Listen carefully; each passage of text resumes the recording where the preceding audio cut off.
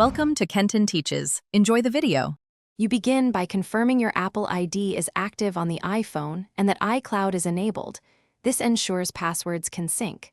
Tap Settings, then your name, then iCloud, turn on Keychain. Enter your device passcode and Apple ID password when prompted so iCloud Keychain can secure credentials. Once done, the system may ask to approve from another device or verify with a code. Approve promptly. This step links your iPhone to iCloud Keychain and prepares the backup process to start immediately. You now verify the actual password store and force a sync if needed. Open Settings, go to Passwords, and authenticate so you can view saved credentials. This confirms data exists locally.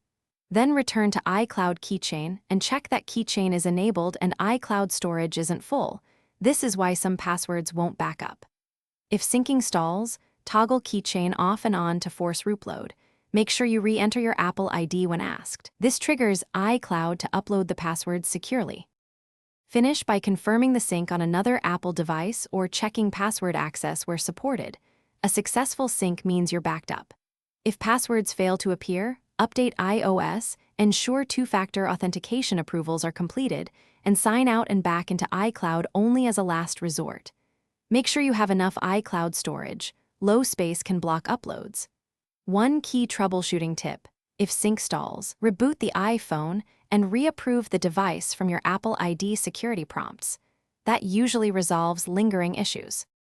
Thanks for watching. Please subscribe if this video was helpful.